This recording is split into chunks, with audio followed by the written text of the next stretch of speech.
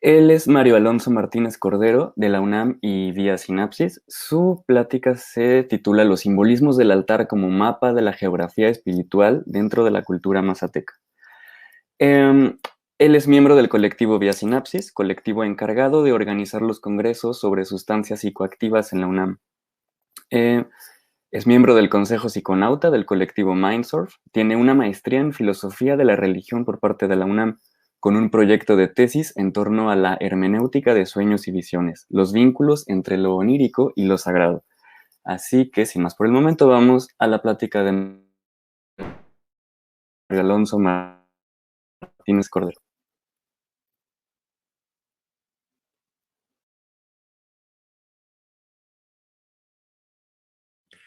Hola, mi nombre es Mario Alonso y voy a estar hablando de los simbolismos del altar mazateco como mapa de la geografía espiritual en las veladas con hongos que contienen psilocibina. Entonces, bueno, el mundo contemporáneo está viendo el auge del llamado renacimiento de la ciencia psicodélica donde la ciencia actual comienza a revalorar los potenciales terapéuticos de las sustancias que contienen propiedades psicoactivas, principalmente la psilocibina, contenida en los hongos. Entonces, este movimiento surge o tiene como base el paradigma dominante del pensamiento científico moderno, que es la perspectiva newtoniana cartesiana, que se caracteriza por una radical distinción entre espíritu y materia, entre sujeto y objeto, mente y cuerpo, de manera que esto implica que se concibe al ser humano como esencialmente separado de la naturaleza y como un ente fragmentado, aislado e individual. Entonces, bueno, la psicoterapia surgida de este modelo de pensamiento moderno, newtoniano cartesiano, se caracteriza por enfocarse en atender problemas del individuo dentro de su propio contexto biográfico personal y por tanto entiende al viaje psicodélico inducido por la ingesta de hongos u otras sustancias, en el mejor de los casos, como la manifestación del inconsciente personal de quien lo consume, y si no, como mera alucinación. Entonces, bueno, muchos de los participantes en los ensayos clínicos han reportado haber vivido experiencias que desbordan el entendimiento ordinario y lo clasifican como experiencias místicas, sagradas o espirituales. De hecho, Roland Griffiths y Richard Williams han hecho estudios al respecto de ese tipo de experiencias, pero esta experiencia no puede entenderse partiendo de este paradigma científico dominante. Y sin embargo, muchas de las sociedades tradicionales eh, que han usado estas plantas y hongos con propiedades psicoactivas tienden a hacer uso de ellas como una vía de acceso a las revelaciones de la dimensión sagrada y espiritual. Esto como prácticas antiquísimas. Es por ello que autores como Gordon Wasson y Jonathan Ott han propuesto el uso del término enteógenos para referir a estas plantas y hongos que generan un contacto con lo divino. Dentro de estas perspectivas tradicionales y sagradas, las visiones que detonan no se limitan al ámbito de la interioridad psíquica, biográfico personal, sino que se entienden como una auténtica excursión hacia las regiones profundas de la dimensión cósmica universal. Es por ello que el antropólogo Julio Glockner dice que mediante la ingesta ritual de estas plantas se abre la oportunidad de ver, no hacia su propio interior, sino hacia la conformación esencial del mundo, donde espíritu y materia son uno mismo. Por ello, me propongo estudiar el uso ritual ceremonial de los hongos, conocido como la velada dentro de la cultura mazateca, para entender justamente estas visiones en torno a la divinidad. Em, Primero entendamos que el término velada se utiliza para referir a esta ceremonia en la que, bueno, el Shota Shine, que es el nombre que se le da al especialista ritual, hombre, mujer de conocimiento, curandero, sabio o chamán, eh, mediante una serie de artificios, lleva a los participantes a una experiencia en la que consumen los hongos durante la noche hasta el amanecer.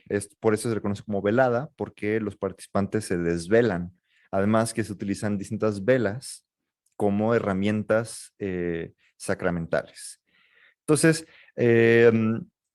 si bien la velada puede tener muchas variantes, cada uno de los curanderos tiene su forma particular de hacerla.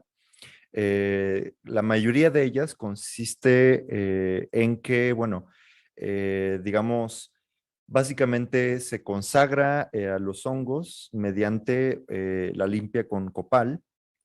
Se hacen rezos a Dios, a los santos, a Cristo, a los dueños de los cerros, o otras divinidades. Después de esto se procede a consumir los hongos y se apagan las luces y el espacio queda en completa oscuridad y silencio. Entonces, este proceso prepara a las personas para entrar en contacto con la divinidad, eh, y por lo mismo se entiende la velada como un espacio donde se abre el ser humano al ámbito de lo espiritual. Entonces, esto básicamente, la velada es como una preparación para religar al hombre ordinario con la dimensión sagrada, uniendo en su percepción el eje inmanente y horizontal del mundo físico natural con el eje trascendente y vertical de la realidad cósmico espiritual, uniéndose en este espacio liminal, donde las fronteras entre el mundo de los humanos y el reino de los espíritus se vuelven menos densas, facilitando así una mejor comunicación e intercambio entre ambas dimensiones. Esto también implica una teoría mazateca, y bueno, que comparten con la mayor parte de las tradiciones mesoamericanas, que el ser humano se compone de algo más allá del cuerpo físico, pues conciben que existe un aspecto sutil, un cuerpo espiritual o energético que en momentos especiales, como el sueño o el trance enteogénico, puede desprenderse del cuerpo físico y el mundo material para viajar hacia las distintas regiones de la dimensión espiritual. Entonces, dice Ichaustegui, todos estos mundos pueden ser visitados por el hombre, o bien en sueños, cuando vaga el espíritu, o bien en alucinaciones producidas por la ingestión de los varios tóxicos conocidos por la cultura. En ese segundo caso, es decir, el caso de la velada, el peligro es menor, pues que el que incursiona viaja protegido mágicamente. Es decir, todos los elementos de la velada sirven para guiar a la persona a que tenga una experiencia segura y sanadora. Asimismo, Citlali Venegas menciona que la velada es entonces el tiempo-espacio en el que convergen todas las relaciones, confluencia de lazos entre humanos, así como entre humanos y no humanos. Es por medio del intermediario otro, es decir, los hongos, y del intermediario humano, es decir, el chamán o especialista ritual, que el mundo del alma santo queda al alcance del hombre. El pasado y el futuro expuestos, la raíz misma de la existencia, el tiempo no ordinario donde las posibilidades son infinitas, espacio que lo contiene todo y sobre el cual el hombre tiene la posibilidad de actuar con repercusiones en ambas realidades. Entonces, bueno, si bien la velada es un ritual complejo que tiene muchos elementos, yo me voy a centrar en estudiar los simbolismos propios del altar. ¿Por qué? Bueno, Para mí, el altar cumple una función primordial como guía y recordatorio que orientan y guían al viajero para navegar de manera segura a las distintas regiones de la geografía espiritual. Entonces, bueno, aquí a la izquierda vemos el altar de Doña Florencia, una curandera mazateca. Este, y bueno, es común bueno, de hecho todos los shotashine, o los curanderos o los sabios, utilizan un altar, una mesa ritual en la cual se realizan todas las operaciones mágico-religiosas. Em, Muchos de ellos dicen que recibieron su vocación de sabio, curandero, chamán, eh, gracias a una visión en la que se les otorga una mesa de plata. Así relata, por ejemplo, doña Florencia, que cuando ella era niña y enfermó, su padre le dio hongos, los que también le llaman niños santos, para sanar.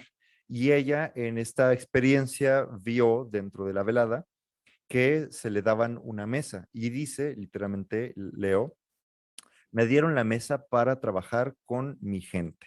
Entonces, a partir de ello, ella se supo que se iba a dedicar a sanar a los demás. Dice el etnólogo Ichaustigui que en la cosmovisión mazteca, el Padre Eterno o Dios, Leo, está sentado en una mesa de plata sobre la que están un totol, es decir, un guajolote, y un gallo de plata. Y hay todos los animales que son las muestras de lo que se encuentran acá. Entonces, el altar parece ser una imagen microcósmica de esta mítica mesa de plata sobre la que se encuentra el Padre Eterno. Em, Comenta Heriberto Prado, ex sacerdote y buscador de la sabiduría indígena ancestral, que la mesa representa la tierra y el mundo en el que vivimos los seres humanos. Así, las cuatro mesas, perdón, las cuatro patas de la mesa que la sostienen son los cuatro rumbos o direcciones, es decir, norte, sur, este, oeste. Entonces, básicamente, la mesa de plata es este centro cósmico que se sostiene por las cuatro direcciones y que, bueno, son los cuatro rumbos, pero también el centro del mundo se identifica con, a veces, con Cristo, a veces con el ser humano, a veces con la tierra. Pero todos hablan de como un eje del mundo, un centro cósmico. Entonces, otro de los simbolismos del altar es, por ejemplo, lo que comenta Mauricio Martínez, un informante mazateco y estudiante de antropología, que dice que existen tres niveles. O sea, lo que está en la mesa es el mesomundo, o sea, el mundo de los humanos y la naturaleza y los animales. Lo que está debajo de la mesa es el inframundo, donde están los muertos y los ancestros. Y lo que está por encima de la mesa es el supramundo, donde están los santos y el Padre Eterno. Entonces, además de esto, hay un arco. Aquí está representado en uno de los altares un arco que, bueno, quizás no se ve bien, pero tiene distintos niveles. Y entonces este arco representa el recorrido que hace el sol, que nace del oriente y que asciende, llega hasta la cima y luego desciende hacia el poniente.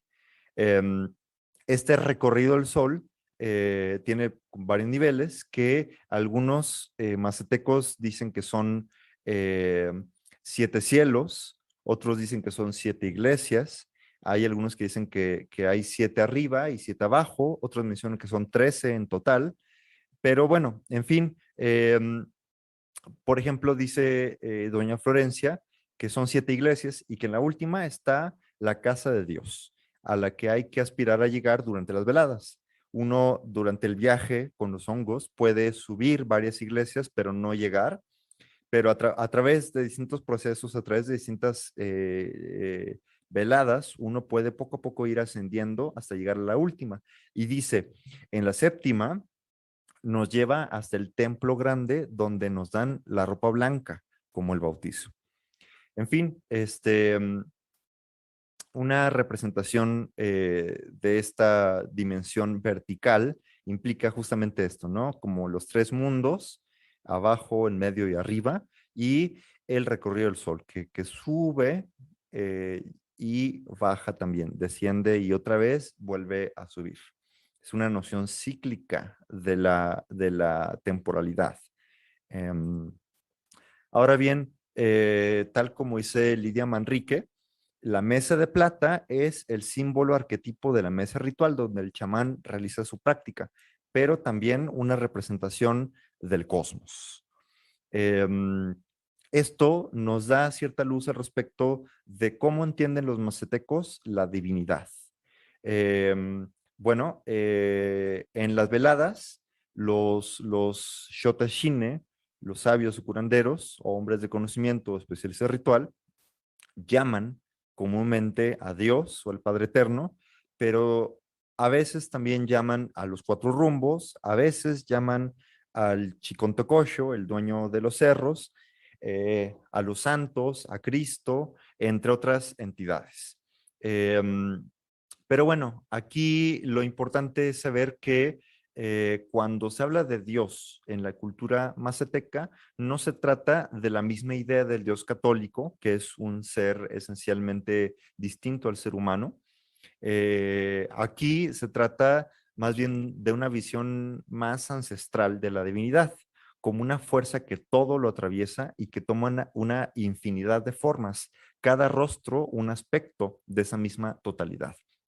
Así, por ejemplo, don Leonardo Chano, uno de los sabios, de los ancianos que recuerdan o que han depositado el saber ancestral a través de las narraciones míticas, nos cuenta que en el principio de los tiempos estaba el padre, madre naturaleza, solo consigo mismo, y que de su cuerpo nacieron todos los seres, todos los animales, la naturaleza, los seres humanos, el sol, la luna, entre otras cosas, ¿no?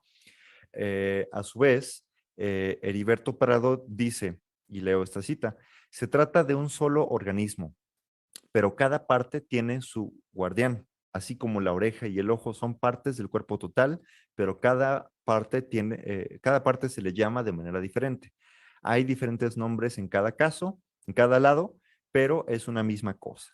Es decir, Dios aquí es tanto lo uno como lo múltiple. De hecho, aquí vemos una pintura del pintor mazateco René Alvarado, quien representa a Dios o la divinidad, o como o él le llama el cosmos, aquí atrás, cuya conciencia se manifiesta a través de cada uno de estos seres, que está aquí el Padre Sol, el Padre Luna, que por cierto en los maztecos es masculino, está el Chicontocosho, el dueño de los cerros, y la mujer sabia, comunicándose también con las 13 velas hacia la divinidad. Entonces, desde esta perspectiva, Dios es el uno todo, es la fuerza divina que está en todas partes, pero al mismo tiempo es un otro radical, que toma un rostro único en cada uno de sus aspectos. En esta visión arcaica mazateca de la divinidad confluyen el individuo y la colectividad, la inmanencia y la trascendencia, la mismidad y la otredad. En fin, bajo esta perspectiva, la enfermedad se concibe como un desequilibrio provocado por alguna falta, algún agravio, alguna ofensa, alguna acción inconsciente o ignorante que daña a otra persona, a la sociedad, a la naturaleza o a los seres espirituales. Y es que, como dice el antropólogo Eckhart Bege, la imagen del ser humano para los hombres y mujeres de conocimiento no se concibe como un ente aislado ni del grupo social ni de la naturaleza. Y por ello, la curación es un proceso de reparación individual en relación ante la colectividad. Según informa Alfonso García, también un profesor mazateco, la mesa sirve como metáfora para representar que el aspecto sutil de los participantes se presenta ante la mesa de plata, donde se encuentra con el Padre Eterno y se lleva a cabo un proceso como de tribunal, en donde se hacen las negociaciones necesarias eh, para que se pueda sanar al individuo. Menciona Citlali Venegas que durante la velada el curandero revisa cómo está la mesa del paciente en sus visiones. Si en sus visiones la mesa aparece limpia, esto quiere decir que el consultante ya se encuentra en un buen estado de salud. Entonces, mediante el altar, de alguna manera lo que se hace es que se equipara al individuo con este centro cósmico, con el eje del mundo, para de ahí alinear al individuo con el equilibrio universal. Esto, eh, por supuesto, me recuerda a la noción renacentista del hombre como microcosmos, como el eje del mundo que se encuentra en todas partes. Es la idea de la ubicuidad. Durante la velada, uno recuerda su posición en el cosmos, aquella memoria ancestral en la que se hacen evidentes los lazos secretos que unen a uno con los demás, así como la responsabilidad de que nuestras acciones tienen un eco ante la colectividad. Desde esta perspectiva, el tiempo tampoco se encuentra determinado de manera secuenciada y lineal, puesto que en la velada uno puede viajar hacia el pasado o hacia el futuro. Bueno, dice Mauricio Martínez que muchas veces el curandero regresa al pasado para ver en dónde empezó la situación o la enfermedad, y si no se encuentra ahí, entonces se va hacia el futuro para consultar con alguna divinidad para ver cómo se va a solucionar. Entonces estamos aquí ante una noción eterna, circular y no lineal de la temporalidad. Entonces, mediante la velada, el ser humano recuerda esta posición que tiene en el cosmos, que es central, que es cíclico, que es atemporal. Y bueno, al saberse parte de este uno todo, el hombre se cosmiza, se reconoce como miembro de una compleja red de alteridades, un sutil tejido espiritual, y mediante la cura chamánica se armoniza al individuo con la sagrada otredad, remendando así sus vínculos en la trama y urdimbre de la divinidad. Entonces, bueno, Eckhart Bege también conoce que esta es la perspectiva chamánica mazateca, y dice: el sueño extático, organizado simbólicamente por el mito, tiene una función específica, la de superar las rupturas que explican la dicotomía entre sujeto y objeto, hombre-naturaleza, hombre-mujer, y así se establece la unidad original. Entonces recordemos, la dimensión horizontal son los cuatro rumbos, el centro del mundo, una espacialidad central, ubicua y cuaternaria, y a su vez la dimensión vertical, que implica los tres mundos, el recorrido del sol, las siete iglesias ascendientes, las siete iglesias descendientes, y una temporalidad cíclica, eterna y no lineal. Bueno, gracias a esto podemos darnos cuenta que en el altar se condensa toda una compleja arquitectura sagrada de la cosmología mazateca, que nos habla en un lenguaje mítico acerca de las estructuras fundamentales del ser, a manera de una ontología simbólica. El altar es entonces un organizador simbólico del viaje visionario. Es, para quienes comparten las creencias mazatecas, un mapa de la dimensión sagrada, de la realidad esencial a la cual estamos inexorablemente unidos. A través de la experiencia enteogénica y contemplando los simbolismos del ritual, uno puede recordar aquellas estructuras fundamentales del ser, anamnesis de la realidad trascendental, reminiscencias de la divinidad, por lo cual el hombre se redescubre como imagen microcósmica de la totalidad. En fin, el mundo moderno ya no tiene ese tipo de tecnologías, por lo que se caracteriza justamente por el triunfo de la racionalidad y el destierro de la sacralidad. Es un mundo desencantado, donde la naturaleza queda reducida a una máquina orgánica, una fuerza ciega y sin rumbo, de la cual el hombre puede servirse para la explotación y consumo humano. Esto lo vemos reflejado justamente en las crisis ecológicas, el calentamiento global y las enfermedades derivadas de la sobreexplotación de la vida animal, como en la actual situación pandémica mundial. Entonces, ante esta cosmovisión moderna, no hay un vínculo que une al hombre con la totalidad. No existe una vigilancia del orden natural. No hay responsabilidad ante el orden universal. Escindido de su conexión con el universo, el hombre moderno pierde dirección y sentido y surge la angustia, las crisis existenciales, los crecientes problemas de salud mental, como una respuesta ante un universo mudo en el que ya no se refleja la divinidad. Si bien es cierto que la ciencia nos ha dado un gran entendimiento y dominio técnico de la naturaleza y del mundo material, esto también nos deja anclados únicamente a entender el mundo físico, material y natural, es decir, el eje horizontal, la dimensión inmanente de la realidad. Sin embargo, este mundo moderno tiene grandes problemas y enigmas sin resolver. Una de ellas es lo que se conoce como el problema difícil de la conciencia, que busca entender cuál es la relación entre mente y cerebro, entre conciencia y materia, entre adentro y afuera. En esta cosmovisión científica hegemónica, se parte del supuesto esencial de la separación entre sujeto y objeto, hombre y naturaleza, hombre y totalidad, individuo y totalidad. Por ende, la ciencia solo puede operar a partir de dicha dicotomía entre el sujeto conocente y el objeto conocido, dejando un hueco, una herida abierta, un abismo entre ambos ámbitos de realidad.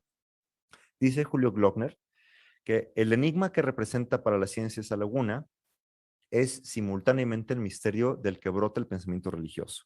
En ese misterio reside la idea de Dios como organizador del cosmos. Entonces, revisando las perspectivas chamánicas, dice Glockner, la noción de lo sagrado que ordena la visión del mundo de las sociedades tradicionales desvanece las fronteras entre interioridad y exterioridad que nos hemos acostumbrado a pensar en las culturas modernas occidentales. Así pues, los enteógenos, auxiliados por un ritual tradicional, como en el caso de la velada mazateca, posibilitan la percepción simultánea de ese entramado afuera-adentro, sujeto-objeto, espíritu-materia, inmanencia-trascendencia, en una unión paradójica de las polaridades, una coincidencia opositorum, como diría Jung, que religa la existencia humana con la dimensión sagrada. Es este punto ciego de la ciencia en donde ubican las culturas chamánicas la visión de la totalidad. Dios, Brahman, la nada, el uno todo, el gran espíritu, Huancatanca o como le quieran llamar. Esto es el foco de atención de la mística y las prácticas chamánicas que se enfocan en articular la dimensión inmanente, eh, horizontal con el eje vertical y la dimensión trascendental. A través de la experiencia del éxtasis ritual, de la experiencia enteogénica, se abre la percepción de la conciencia cósmica, de la conciencia como un espejo en el que Dios o el universo se mira a sí mismo. Entonces, viendo a nuestro presente, el creciente interés de la psiquiatría y la psicología moderna occidental por los potenciales terapéuticos de los hongos que contienen psilocibina se plantea como una de las grandes herramientas para la sanación de diversos problemas de la salud mental. Sin embargo, dicha perspectiva terapéutica parte desde el modelo cosmológico que concibe al hombre como separado de la totalidad y por ende desobligado con su entorno social y natural.